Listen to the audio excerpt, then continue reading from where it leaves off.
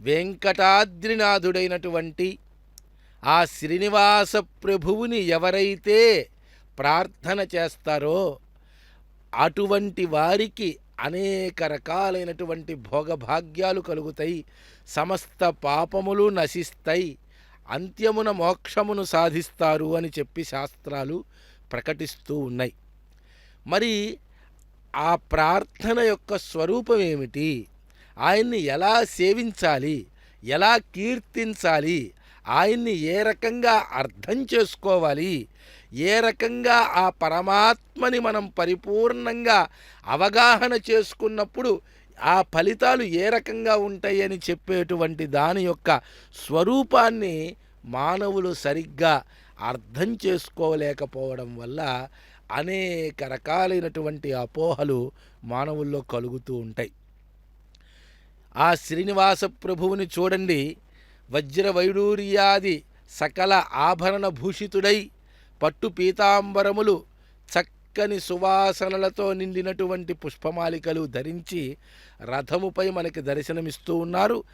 ఆ రథమునందు ఆ స్వామివారిని దర్శించినట్లయితే మోక్షం వస్తుంది. రథస్థం కేశవం దృష్ట్వా పునర్జన్మ నవిద్యతే అని చెప్పి శాస్త్రం ప్రకటిస్తూ ఉన్నది కదా. ఇప్పుడు నేను ఆ స్వామిని దర్శించాను, నమస్కరించాను, ప్రణమిల్లాను, మనస్ఫూర్తిగా నమస్కారం చేశాను, నాకు మోక్షం వస్తుందా అని చెప్పి మనలో సంశయాలు కలుగుతూ ఉంటాయి. ఇది సంశయాత్మా వినశ్యతి అని చెప్పి ఆ సంశయం మీలో అసలు కలగడానికి ఆస్కారమే ఉండకూడదు. అది ఏ పరమాత్మ పట్ల నిశ్చలమైన అనన్యమైనటువంటి భక్తికి మనం మొట్టమొదట చేరుకోవాలి. ప్రహ్లాదుల్లాగా ఎక్కడ చూసినా కూడా పానీయంబులు తాగుచున్ కుడుచుచున్ ఏ రకమైనటువంటి భాషణ చేస్తున్నా హరిహరి అని అంటాడు. ఏ పని చేస్తున్నా హరినామాన్నే స్మరిస్తారు. ఏది దక్కినా హరి అనుగ్రహము వలన మనకి దక్కింది అని చెప్పి ఆ ప్రహ్లాదుడు తలుస్తాడు. ఏ రకంగా ఆ ప్రహ్లాదుడు కమలాక్షు నర్చించు కరములు కరములు శ్రీనాథు వర్ణించు జిహ్వ జిహ్వ, ఈ చేతులు ఎందుకున్నాయా అంటే స్వామివారికి నమస్కరించడానికి ఉన్నాయి. ఈ కాళ్ళు ఎందుకు ఉన్నాయి అని అంటే స్వామివారి యొక్క ఆలయానికి ప్రదక్షిణం చేయడానికి ఉన్నాయి. ఈ కళ్ళు ఎందుకు ఉన్నాయి అని అంటే ఆ ముగ్ధ మనోహరమైనటువంటి ఆ శ్రీమన్నారాయణుని యొక్క అర్చారూపాన్ని, ఆ తిరుమల శ్రీవారి యొక్క వైభవాన్ని, ఆ రథారోహణంలో రథముపై సర్వాలంకార శోభితంగా వస్తున్నటువంటి ఆ పరమాత్మ వైభవాన్ని చూడటానికి ఉన్నాయ్యా ఈ కళ్ళు. ఆ పరమాత్మ యొక్క చందన మాలలు ఏవైతే ఉన్నాయో ఆ పరమాత్మకి సమర్పించినవి, వాటిని ఆఘ్రాణించటం కోసం ఈ యొక్క ముక్కు నాకు వాసనని ఇస్తోందయ్యా. నాకు ఉన్నటువంటి ఈ శిరస్సు ఆ స్వామివారి పాదాలకు త్రాకించటానికే శేషసాయికి ముక్కు శిరము శిరము అని చెప్పి ఆ స్వామి పాదాలయందు నా తలని వంచి నమస్కరించడం కోసం నాకు తల ఉన్నదయ్యా అని చెప్పి మనం భావించాలి. అలాంటి భావనాయుక్తమైనటువంటి ఆ శరణాగతి ఏదైతే ఉన్నదో, అంతటి భక్తి ప్రపత్తులతో చేసేటువంటి ఆ నమస్కారం ఏదైతే ఉన్నదో, ఆ పరమాత్మయందే సమస్త భారములు సమర్పించి స్వశేషభూతేన మయా స్వయమేవ కారితవాన్, నేను ఉదయాన్నే నిద్ర లేస్తున్నాను అనంటే, ఇక్కడ గాలి పీలుస్తున్నాను అనంటే, ప్రతి ఒక్కరం మానవ మాత్రులమైనటువంటి మనం ఎవ్వరం కూడా ఈ సృష్టిలో ఈ గాలిని మనం ఉంచలేదు. ఆ సూర్యుడు అలా వెలుగొంది మనలో ఈ జీవరాశిని ప్రయాణం చేసేలా చేస్తున్నాడు అనంటే ఆ ఏర్పాటు ఈ సృష్టిలో మానవ మాత్రులు ఎవరూ చేయలేదు కదా. మనకు తెలిసినటువంటి ఎవరైనా సూర్యుడిని అక్కడ ఉంచి ప్రతిరోజు ఉదయం ఉదయించే విధంగా ఆయనకి ఏర్పాటు చేసినట్లు మనకి ఏ శాస్త్రవేత్త అటువంటి ప్రయోగాన్ని చేయలేదు కదా. మరి అది ఎవరు చేశారు అని ఆలోచించాలి.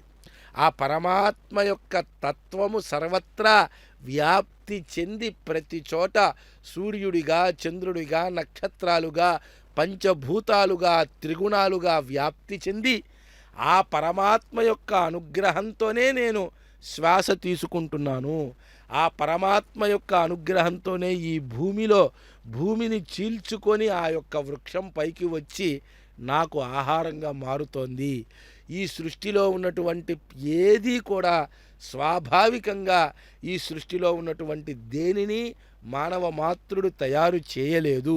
ఈ సృష్టిలో ఉన్నటువంటి ఏ పదార్థము కూడా మానవుడు సృష్టించింది కాదు అని చెప్పి మానవుడికి ఆ భావన, ఇట్లాంటి విషయాలు అవగాహన అయినప్పుడు ఆ దివ్య తత్వము యొక్క వైభవం అర్థమవుతుంది. ఏమండి, ఆ దివ్యతత్వం కేవలం తిరుమలలోనే ఉందా? తిరుమల శ్రీవారి దగ్గర మాత్రమే ఆ దివ్యతత్వం అనేటువంటిది ఉన్నదా? ఇంకా ఎక్కడా లేదా? తిరుమల శ్రీవారికే ఎందుకు అంతటి ప్రత్యేకత ఏర్పడింది?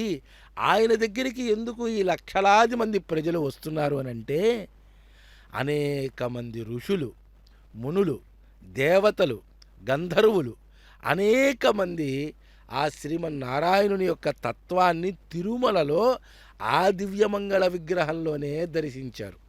పైగా అత్ర్యాది సప్త ఋషులు, అత్ర్యాది సప్త ఋషయ సముపాస్య సంధ్యాం ఆకాశ సింధు కమలాని మనోహరాణి ఆదాయ పాదయుగమర్చయితుం ప్రపన్నాః శేషాద్రిశేఖర విభో తవ సుప్రభాతం అన్నారు.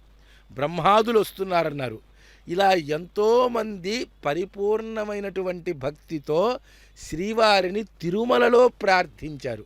అందుకని ఆ క్షేత్రానికి ఉన్నటువంటి ఆ వెంకటాచల పర్వతానికి సాక్షాత్తు వైకుంఠం నుంచి తీసుకురాబడ్డ ఈ వెంకటాద్రి పర్వతానికి ఉన్నటువంటి వైభవం అటువంటిది గనకనే అటువంటి చోట ఆ పరమాత్మయందు మనం శరణాగతి చేసినట్లయితే ఆ ఫలం అనిర్వచనీయం. తప్పక అటువంటి ఫలితాలు మనం అందరం కూడా పొంది తీరుతామని చెప్పి మనం ప్రార్థన చేద్దాం.